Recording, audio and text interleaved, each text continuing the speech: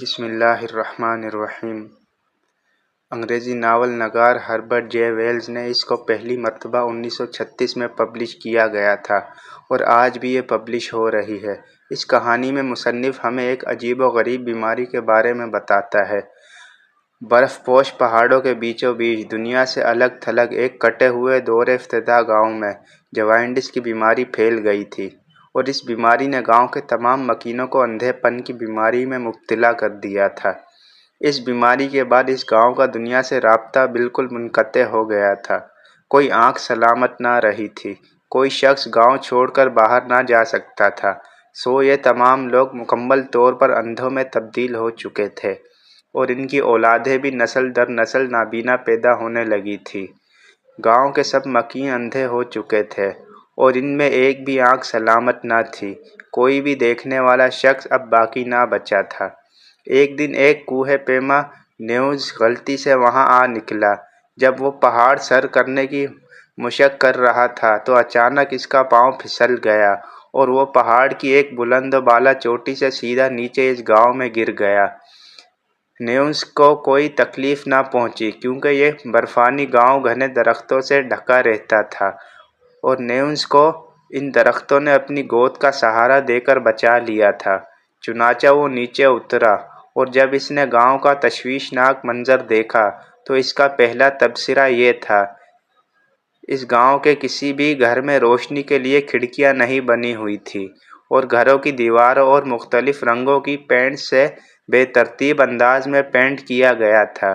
یہ منظر دیکھ کر نیوز نے اپنے دل میں کہا کہ جس کسی نے بھی یہ گھر بنائے ہیں وہ ضرور اندھا ہوگا۔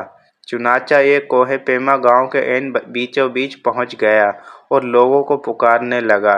اس نے دیکھا کہ لوگ اس کے قریب سے گزرتے جا رہے ہیں اور کوئی بھی اس کی طرف مڑ کر نہیں دیکھ رہا، یہاں تک کہ نیوز کو پتہ چل گیا کہ وہ واقعی اندھوں کے دیش میں موجود ہے۔ وہ گاؤں کے لوگوں کے ایک گروہ کے پاس پہنچ گیا اور انہیں جاننے کی کوشش کرنے لگا کہ یہ کون لوگ ہیں اور کیا حالات تھے جس کی وجہ سے یہ سب نابینا ہو گئے۔ یہ لوگ اب کیسے دیکھتے ہیں، کیسے زندگی گزارتے ہیں اور دوبارہ کیسے ٹھیک کیے جا سکتے ہیں۔ اس نے لوگوں کے سامنے اپنے سوالات بار بار دہرائے کہ وہ کیسے دیکھتے ہیں اور آنکھوں کے بغیر کیسے رہ لیتے ہیں۔ اندھے لوگوں نے اس کو سیدھا سادہ جواب دینے کے بجائے نیوز کا مذاق اڑایا اور وہ اس کو طنز و استہزاء کا نشانہ بنانے لگے۔ یہ نابینا افراد اپنی دیوانگی کی حالت میں اس سے زیادہ آگے بڑھ گئے جب انہوں نے اس کو کوہ پیما کو کہا کہ وہ نارمل انسان نہیں ہے کیونکہ اس کی آنکھیں ہیں، وہ دیکھ سکتا ہے۔ نارمل انسان تو وہ ہوتا ہے جو دیکھ ہی نہ سکتا ہو۔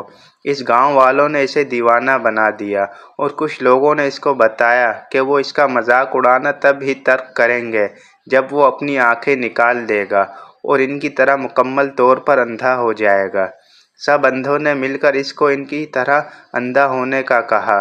اس کہانی کا ہیرو اندھوں کے دیش میں بینائی کا مطلب سمجھانے میں بری طرح سے ناکام رہتا ہے کیونکہ اندھا بھلا کیا سمجھے کہ بینائی کا مطلب کیا ہوتا ہے۔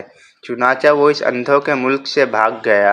اس سے پہلے کہ وہ لوگ اس کی آنکھیں نکال دیتے، وہ یہ دیکھ کر حیرت میں پڑ گیا تھا کہ بھلا ان بیمار لوگوں کا اندھا پن کیسے ٹھیک کیا جا سکتا ہے جب وہ آنکھوں والے درست شخص کو ہی بیمار سمجھتے ہیں۔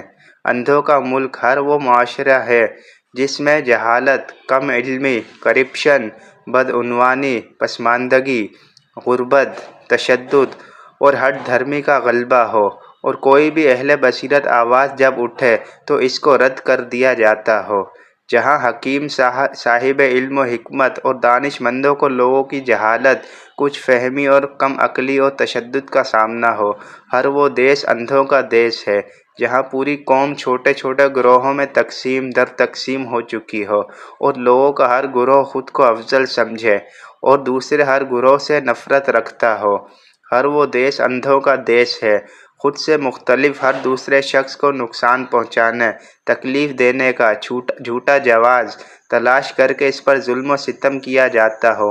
اندھوں کا دیش ہے ہر وہ معاشرہ ہے جہاں لوگوں کو بس اس چیز سے سروکار ہو کہ انہوں نے دوسروں سے کیا لینا ہے، نہ کہ انہیں